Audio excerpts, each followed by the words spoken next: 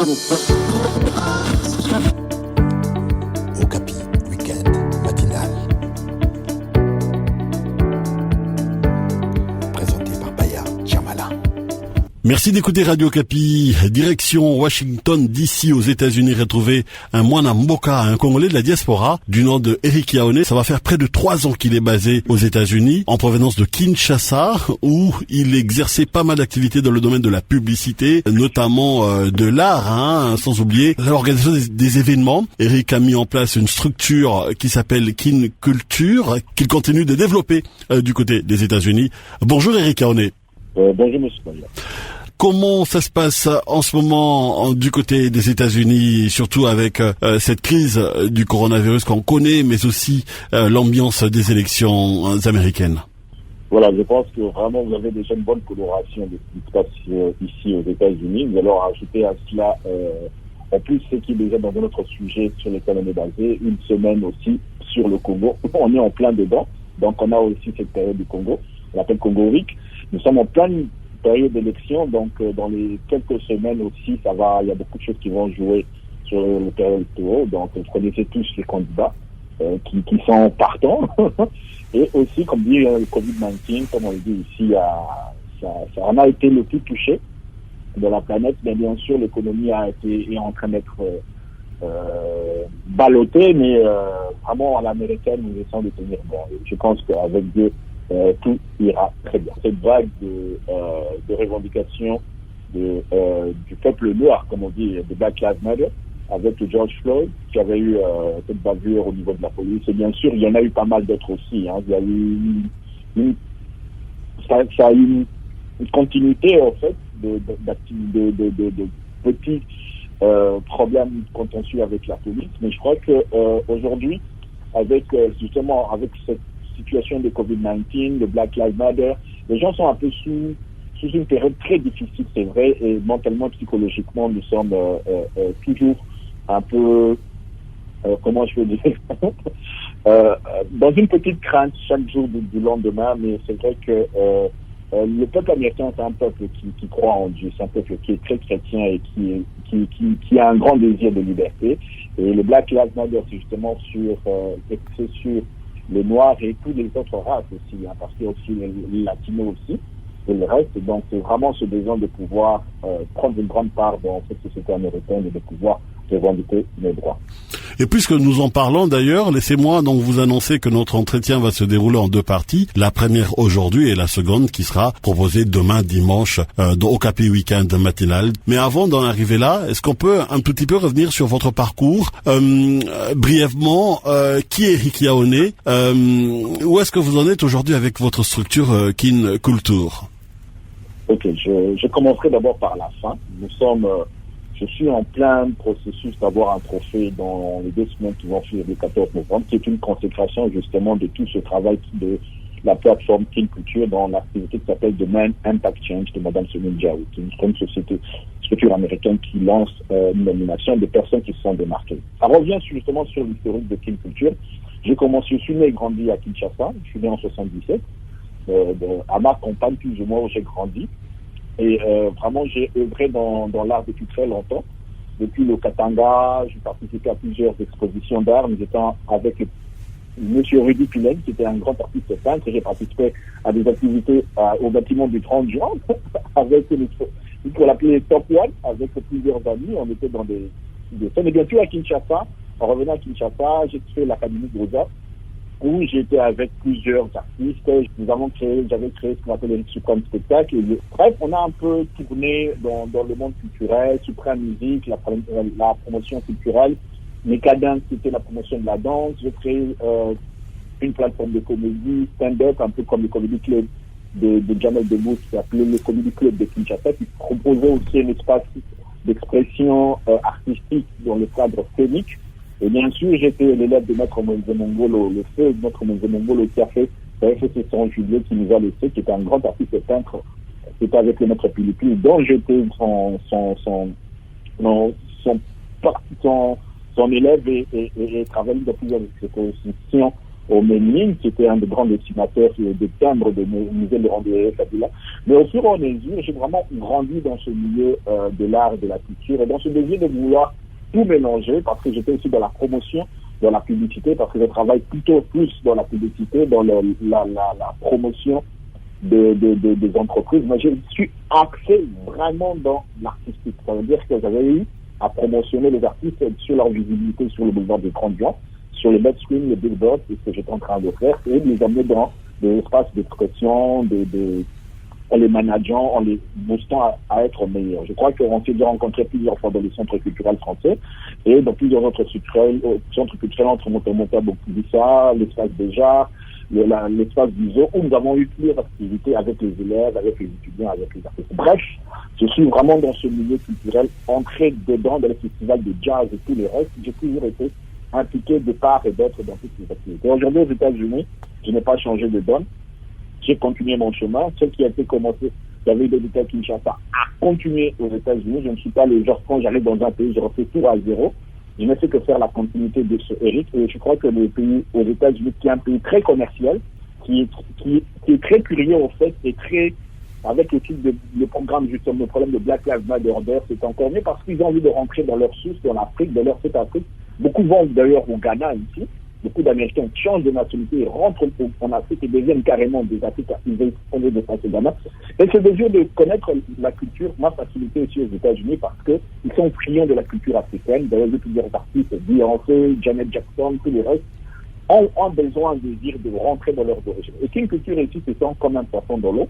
Et ça me facilite vraiment de pouvoir échanger et faire découvrir le Congo. Donc c'est aussi un peu comme un ambassadeur, je me représente un peu comme un ambassadeur de la République démocratique du Congo dans Kin Culture. Je n'ai pas voulu changer pour la ligne American Culture, ça va rester Kinshasa Culture. Pourquoi? Parce que Kinshasa c'est l'épicentre de la culture congolaise, c'est là où il y a tous les tribus qui sont réunis, c'est là où chaque fois il y a des bars, il y a des restaurants, il y a des espaces qui sont très vivants, et je crois que c'est là où il y a le rayonnement même de l'Afrique à Kinshasa. C'est comme ça que je reste avec Kinshasa, c'est Kinshasa dans le monde, c'est ça que ça s'appelle Kin Culture. Oui, on sent bien qu'il y a tout un parcours, il y a toute une histoire, depuis la formation académique, sans oublier évidemment l'organisation événementielle, et puis vous êtes tombé dans la publicité avec l'affichage, votre désir de toujours vouloir promouvoir les talents, les artistes vous a guidé donc à mettre en place un événement Kinshasa Comedy Club. Vous êtes parmi les précurseurs d'ailleurs en Afrique à mettre en place un tel événement, particulièrement au Congo, puisque cela est arrivé bien avant le festival Toseka, on va le dire, puisque c'est la réalité, on a été témoin. Et aujourd'hui avec Kin Culture ou Kin Culture, vous continuez donc de promouvoir aujourd'hui de manière plus générale, au-delà même de l'aspect artistique. Vous continuez à promouvoir en mêlant évidemment avec votre côté marketing et publicité la promotion de la culture congolaise en général. On parle donc ainsi des activités qu'organisent les Congolais. Alors, Kin Culture se porte comment aux États-Unis depuis 3 ans? Est-ce que ça a été facile pour vous de vous installer et de déployer votre activité? Est-ce que vous avez bien été accueilli par les Américains et par la diaspora congolaise? Racontez-nous un peu tout ça. C'est une très bonne question, une très belle aventure. Je crois qu'en arrivant ici, comme je l'avais, quand on arrive dans un pays, on est un peu dépaysé. C'est vraiment ça, le mot d'un pays, le mot dépaysé, parce que tout est nouveau, tout est grand. Les États-Unis est vraiment un pays remarquable, de par sa coloration, de par la diversité de culture et de par son identité d'ailleurs, de son histoire. Alors pour s'entraîner, c'était un peu pas facile, pas difficile. D'abord, j'étais accueilli par M. Tony Monongo, qui est un grand ami qui m'a connu depuis le Congo, qui suivait Kin Culture depuis très longtemps, et M. Jason qui est à New York. Les deux m'ont un peu au début parrainé ici. Donc au niveau de Washington, M. Tony m'a fait rentrer dans une plateforme qui s'appelle Toudi Touri, qui est une plateforme des entrepreneurs congolais, où nous avions aussi des réunions. Donc c'était plus facile de rencontrer les Congolais dans ces plateformes. Je me suis aussi accueilli dans ce qu'on appelle le CCWM, Congolais Community of Washington Metropolitan. Il y avait à l'époque M. Christian Kanongo, qui était notre candidat président. C'est la plateforme des Congolais à Washington DC, où il y a d'ailleurs des élections dans pas longtemps, et à tour cette fois-ci, pour l'instant, nous avons Mme Claudine Sassa, qui est notre présidente, qui pour qui je suis aussi son conseiller en communication. Donc, ce sont des gens qui m'ont vraiment permis de pouvoir m'intégrer. Et puis, de fil en aiguille, j'ai rencontré Mme Marie-Jo Serutari, qui a sa plateforme qui s'appelle African Women Council, où je suis son outreach and spokesman. C'est-à-dire que je suis un peu le porte-parole de cet organisme qui rencontre les hommes d'affaires qui s'appellent les Black Caucus américains. On rencontre aussi les grandes personnalités de country, des sénateurs comme Jamie Weston, William Smith ou Sean Robinson.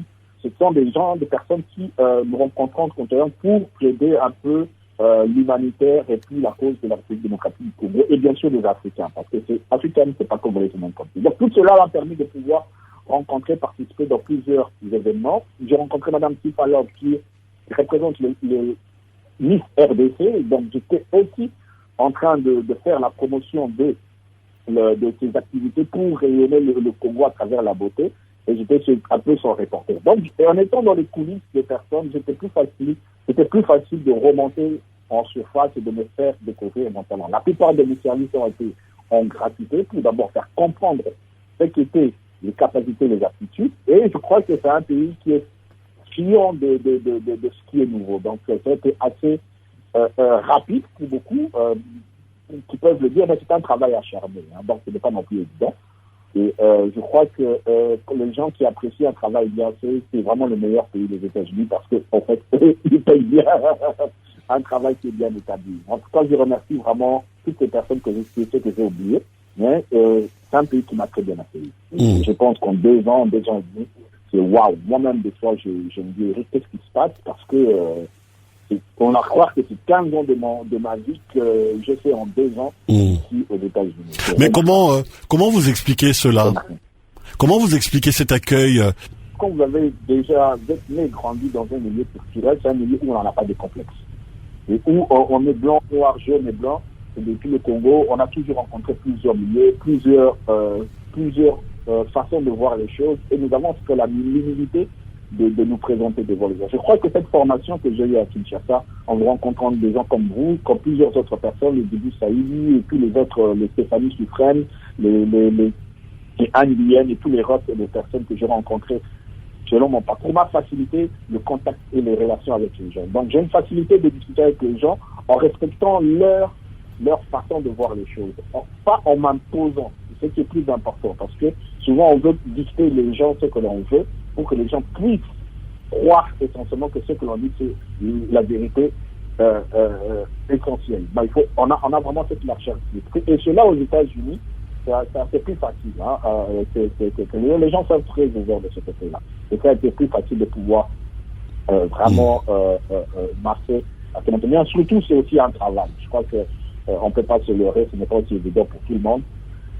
Je crois que quand on est habitué de travailler chaque jour et d'avoir une vision, c'est plus facile que quand on est en train de taper. Donc, j'avais quand même une vision d'aller de l'avant et je crois que Dieu fait grâce, il m'a ouvert les portes là où il fallait. Et je crois que les choses sont allées un peu, d'une façon un peu plus raccourcie, je peux dire. Sinon, ça peut prendre effectivement beaucoup de temps. D'accord. Alors, parlons à présent de Kin Culture. Où est-ce que vous en êtes aujourd'hui? Comment est-ce que vous êtes organisé du côté des États-Unis?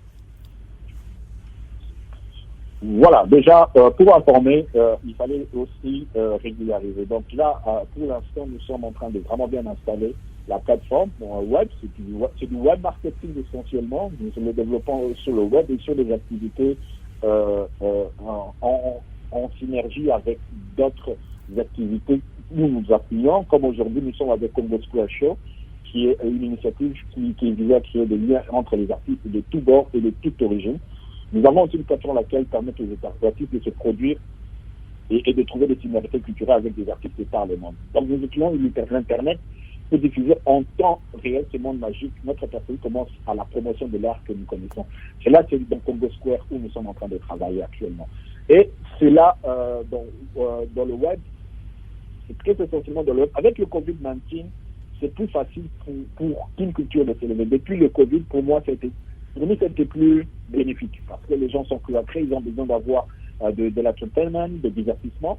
Et du coup, nous avons plusieurs petits programmes que nous proposons qui sont soit gratuits, soit payants, mais sinon, nous les développons plus facilement parce que la connexion Internet aussi favorise beaucoup d'éclosion d'entreprises. Le monde actuellement, dans l'occidental, qui a une banque sur Internet, permet vraiment de développer plusieurs thématiques en temps réel, online, en streaming, et qui propose plusieurs perspectives. Donc, Kin Culture est tombé comme un poisson de l'eau en même temps que web marketing ici aux États-Unis, implanté et collaborant, travaillant avec plusieurs entités. Donc, c'est ce qui facilite le plus l'intégration même de notre plateforme.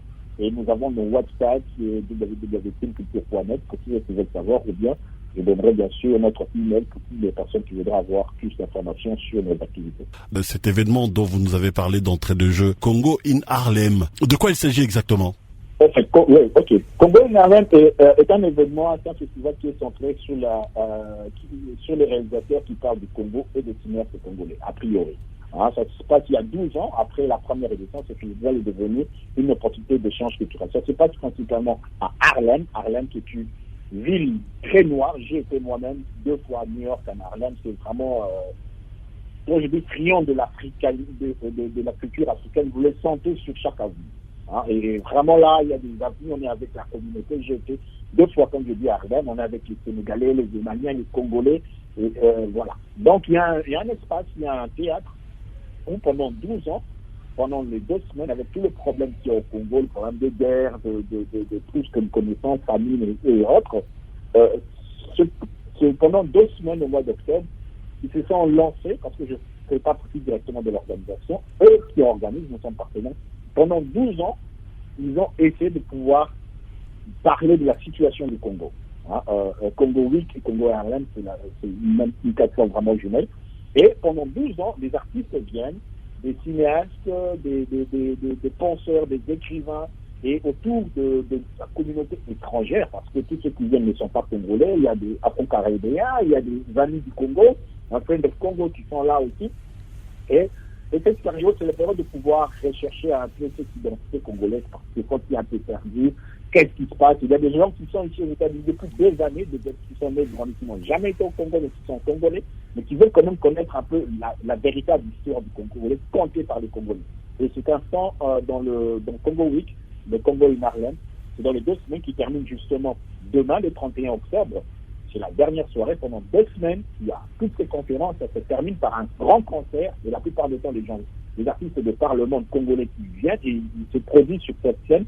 Mais comme il y a le Covid-19 cette année, nous avons créé une plateforme totalement virtuelle qui, pour les gens qui peuvent entrer sur www.congoinharlem.org, sinon à taper sur cela pour avoir tout le programme, et c'est gratuit. Vous pouvez en temps réel suivre cet événement où aujourd'hui nous avons plusieurs artistes congolais qui sont prévus sur scène, Kumu Katanaï, Marshall Dixon, Dejabel, Jay-Z Nolondo, qui est African Bold Suite. En vraiment, il y a une panoplie d'artistes. Il y a même Alexia Wakou qui est là aussi, et plein d'autres. Je crois que ce que je balance, la plupart des personnes qui suivent notre page, ils voient constamment, parce que nous sommes en plein cœur de l'activité.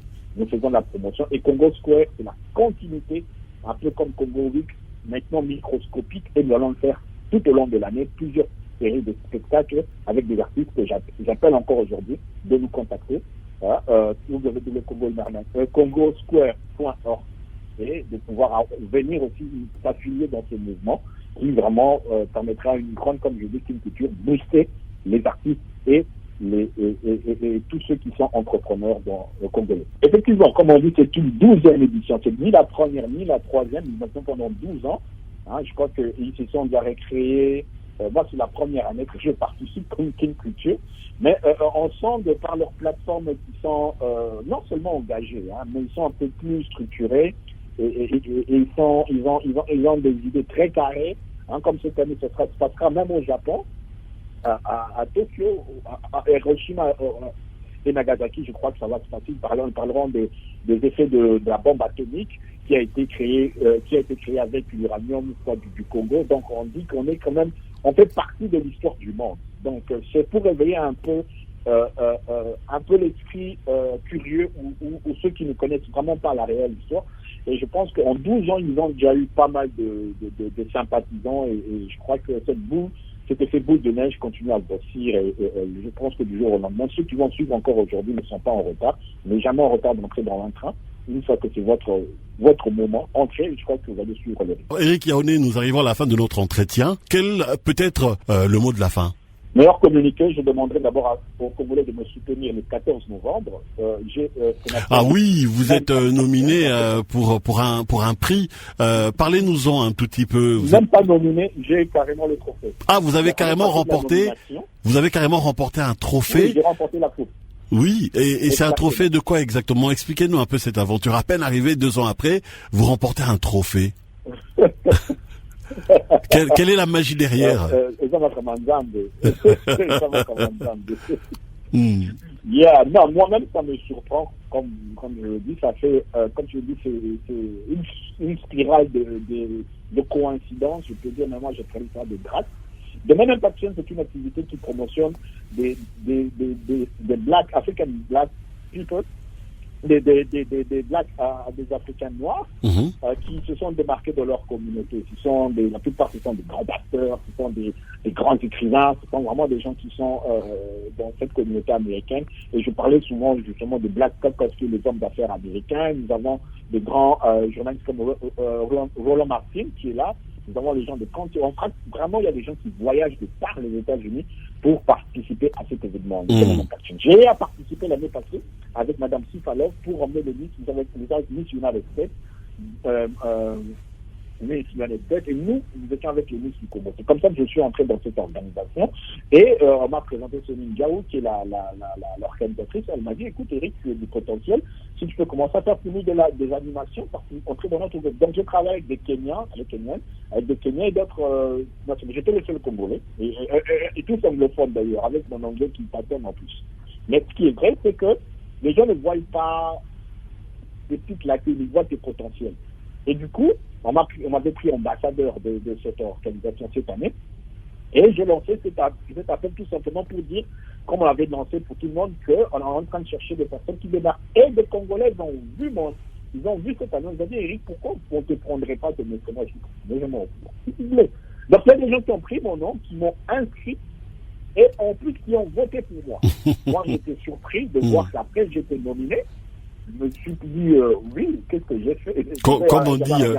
Comme on dit au pays, Bambelio Likambu. Exactement. Ça, vraiment, on a dit mais c'est quand même un prix, c'est quand même un trophée que vous remportez. Hein. Oui, quand je dis Amabé, c'est dans le sens que énorme. Oui, dans le sens que c'est énorme. Oui. Le plus marrant, c'est que moi, j'ai demandé à la responsable, ok, bon, on m'a nominé, mais qu'est-ce que je dois faire après, pour avoir le trophée? C'est là qu'elle me dira, non, mais écoute, Eric, voilà, on a eu à discuter avec le jury, toi, tu dois avoir le trophée parce que vraiment, de ton pays, tu es pratiquement le seul et ces personnes se sont vraiment engagées pour toi. Je pense que tu es un leader. Je suis leadership honor. C'est ça que j'ai mon trophée en tant que leadership. J'ai dit, waouh! Et c'est de là maintenant que nous organisons, les gens se mobilisent pour, comme on est leadership, je reçois des parlements de félicitations. Et waouh, merci. Je pense que des fois, on peut avoir les Mapika, comme on dit, le Pécalicolo, je ne sais pas si c'est le bon terme en lingala, le Pécawa. Franchement, ça te prend la tête de voir toutes ces personnes qui t'envoient, des Américains, il y a une Sri Lankaise qui m'envoie et tout ça. Je dis waouh! Vous n'en reveniez pas. Et je suis vraiment dépassé. Et je crois que c'est ça qui la grande nouvelle. Le 14 novembre, c'est quand c'est vraiment online. Et je pense que cette coupe, je la dédie vraiment à mon pays, à tout ce qui se passe. Et vraiment, ce sera surtout pour le programme de l'Est. Je donnerai ça en mémoire de toutes les personnes qui souffrent. Bon, cela dépend. D'abord, je vais vous présenter sur moi notre représentant ici, à notre consul, notre ambassadeur. Ça fait, je devrais faire cette tournée de trophées comme on le fait avec la Coupe du Monde. C'est la 6e édition, en espérant aussi que les gens vont un peu s'impliquer à ce qu'on donne comme actualité dans une culture, parce qu'il est aussi ouvert à tout le monde. Je crois que la curiosité doit aussi voir, on doit avoir un autre angle. Ces trophées prouvent aussi qu'il faut chercher aussi autre part. On est focalisé sur certaines informations, mais il y a beaucoup de choses qui se passent dans le monde où le Congo peut être reconnu. On a souvent cette place vide. Il y a beaucoup d'autres pays qui sont là dans plusieurs festivals, dans plusieurs activités, et les Congolais ne sont jamais là. Donc il faut essayer de suivre autre chose. On est habitué à faire les mêmes choses chaque jour pendant 60 ans. Or, le monde est grand il y a plusieurs activités, il y a plusieurs festivals, et les Congolais se démarquent. Nous avons eu le docteur Mokolo qui a eu des prix, et il y a plusieurs Congolais qui ont des prix. Il y a eu plusieurs de mes frères, je ne sais pas si je dois les citer, mais en tout cas, j'ai vu cette année, il y a plusieurs nominations, à part moi, des Congolais de par le monde. En tout cas, mon frère Afen Kamango, il a eu un prix au Congo. Je lui dis félicitations, parce que je ne pouvais pas passer sans lui dire félicitations sur Radio Okapi. C'est un cas qui a eu un prix, et qui le mérite. Et je crois qu'on doit avoir cette politique, cette culture de féliciter les gens. Hein, il y a eu des gros mots à voir, et tout. Il faut que ça continue, parce que ça donne besoin à tout de passer dans l'excellence. Le podium de distinguer, c'était pour l'excellence. Aujourd'hui, j'incite à ce que les organisateurs poussent les jeunes à aller au-delà de leurs limites et leur récompenser et les honorer.